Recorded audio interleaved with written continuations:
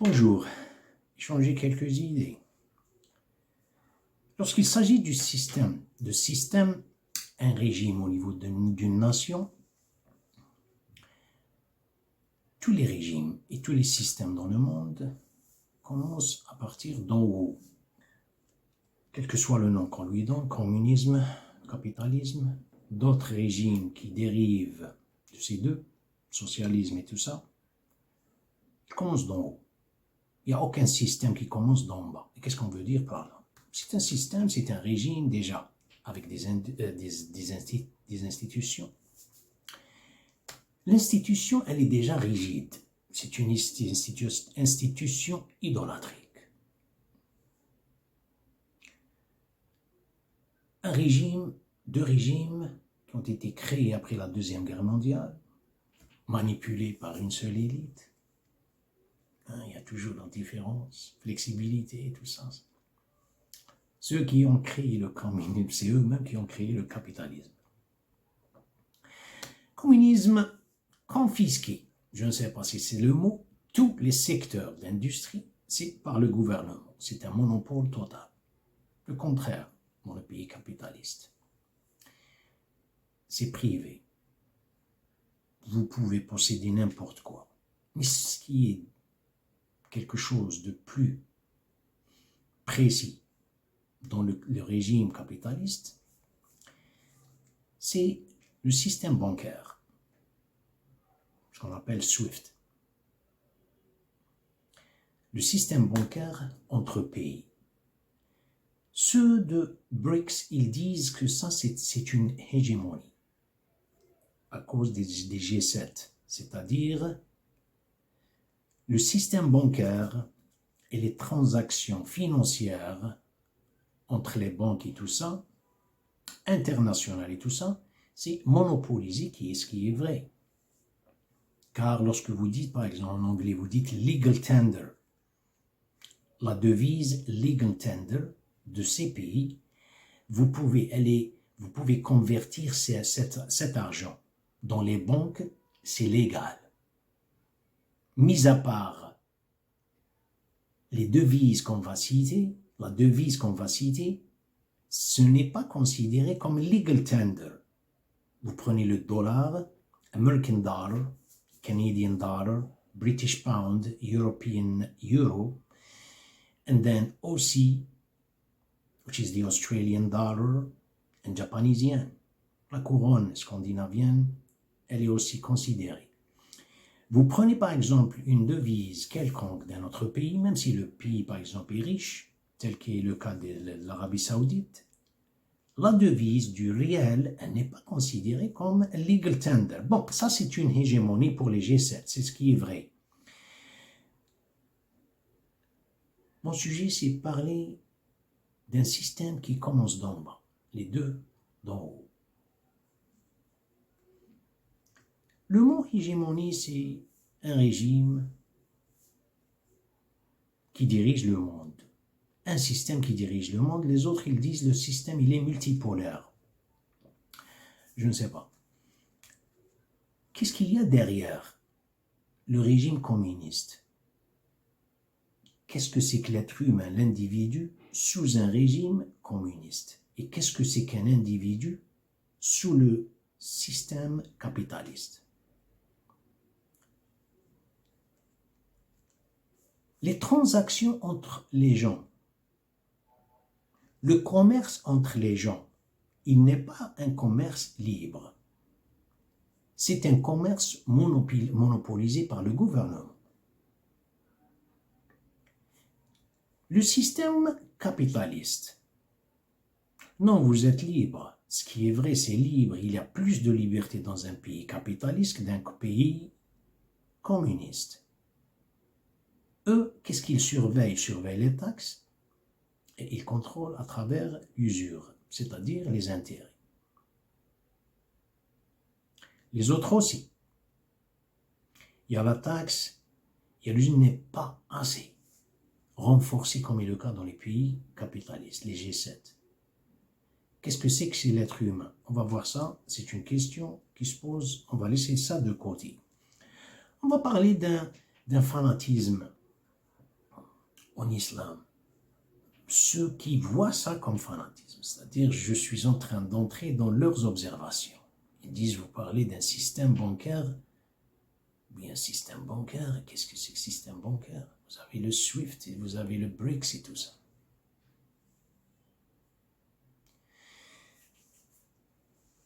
Dieu, qu'est-ce qu'il a dit dans le Coran? Il dit que Dieu a toléré, a permis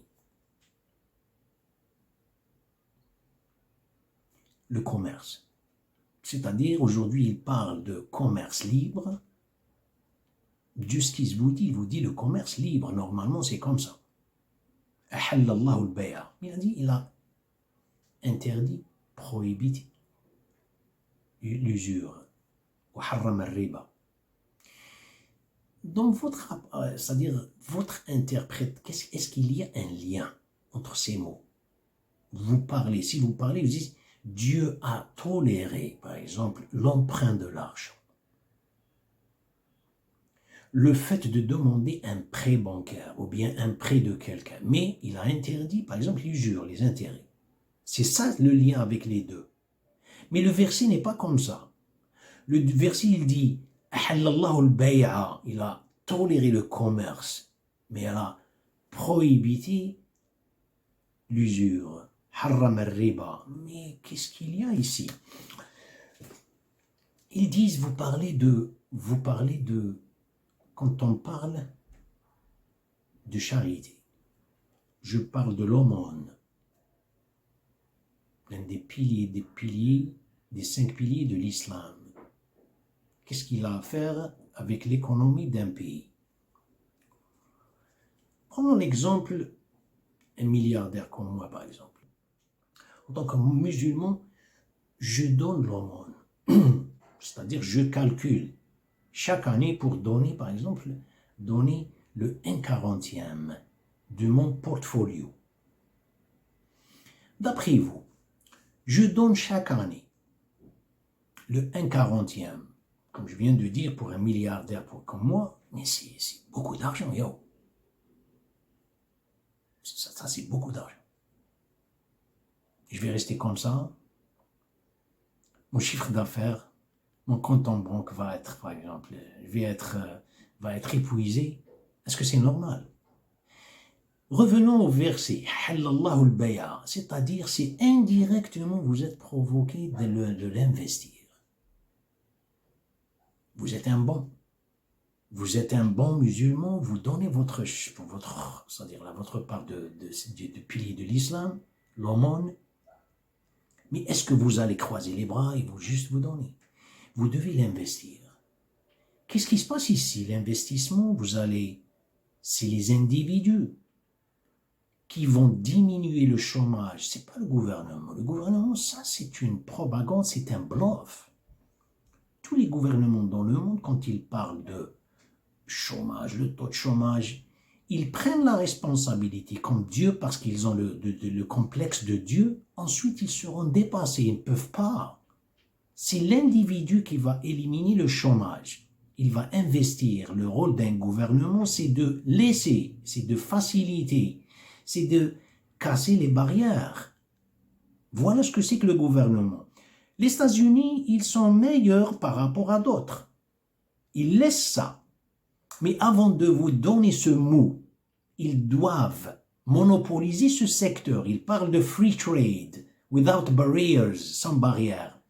Oui, c'est vrai, mais ils tiennent à ce qu'ils dominent et à ce qu'ils monopolisent ce secteur à 100% et ils vous laissent des miettes. Revenons à l'aumône. Vous allez l'investir, non seulement vous donnez l'aumône, après ça vous allez donner l'aumône, vous avez l'aumône, vous avez charité, mais qu'est-ce qu'il y a ici? Il y a le contact. Il y a le contact, il y a tous les gens participent dans ce gouvernement. Ce n'est pas un régime qui contrôle. Ce gouvernement commence à partir du bas. On va voir un hadith Qudsi. Dieu dit dans un hadith Qudsi qui veut dire c'est Dieu qui l'avait révélé à l'ange Gabriel, alayhi salam, ensuite au prophète. Il ne fait pas partie du Coran. mais c'est les paroles de Dieu. Et vous ne pouvez pas prier avec. Lorsque vous faites la prière, vous récitez ce qui est dans le Coran, mais pas hadith Qudsi. Qudsi dit, les riches sont mes mandataires. Et les pauvres, c'est-à-dire je les ai fait responsables. Je les ai laissés responsables. Je leur avais donné cette responsabilité, les riches. Et les pauvres, le mot vous dites, sont de ma famille, l'Aïla, le fuqara ou ayali, mais c'est pas exactement, ce peut être le mot, et il peut être l'Aïla, utilise ce qui est le cas, c'est-à-dire, ils sont en train de subir un fardeau. Ils vivent, c'est-à-dire, avec un fardeau. Il dit, al-aghniya'u wukala'i, sont les mandataires, et les pauvres sont de ma famille.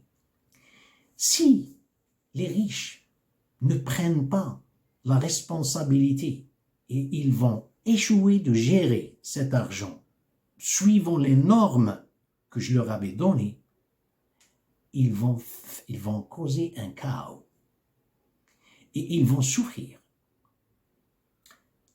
Al-aghniya'u wukala'i والفقراء عيالي فإن بخل وكلائي على عيالي أذقتهم وبالي ولا أبالي. Regardez, qu'est-ce qui se passe ici? Dans le monde, vous entendez, dans le monde de l'Ouest, vous entendez la haute classe et la basse classe dans le sens finance, je ne parle pas de comportement. Et vous avez de middle class, c'est-à-dire moyenne. Ça, ce n'est pas vrai. La basse classe là-bas, elle est tout le temps, elle supporte le fardeau des intérêts, c'est-à-dire quand on augmente les intérêts, la banque centrale augmente les intérêts, vous avez le fardeau, il devient plus lourd et les autres s'enrichissent. Voilà ce qui se passe. The middle class, la classe moyenne, elle rêve d'atteindre un jour la classe avec. Ils sont tous comme ça, alors ils vivent tous avec, c'est-à-dire l'emprunt, avec des crédits et tout ça, crédits bancaires et tout ça. La logique divine, il y a la haute classe et il y a la basse classe. Le milieu, c'est une zone inaccessible. Vous voulez entrer là-bas, vous allez souffrir. Elle appartient à Dieu. C'est là où réside la force de la nation. Cette zone, lorsque le riche donne, que ce soit une charité, que ce soit un investissement, vous savez, ça c'est le hadith du prophète, il dit, laissez les gens s'approvisionner entre eux. Regardez, qu'est-ce qui se passe dans un système qui vient d'en bas. Ensuite, vous avez le gouvernement.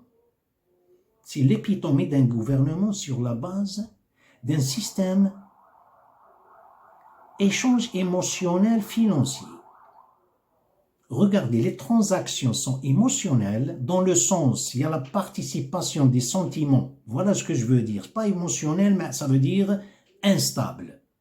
Ou bien avec stress. Non. Regardez un système comment fonctionne. Revenons maintenant aux pays musulmans. Aux pays musulmans, je parle de régime, je ne parle pas d'individus. Les individus sont... Il y a des gens qui sont vraiment à la hauteur, plus que vous pensez, mais ils sont écartés. Mais les régimes, qu'est-ce qu'ils font? Ils croisent les bras.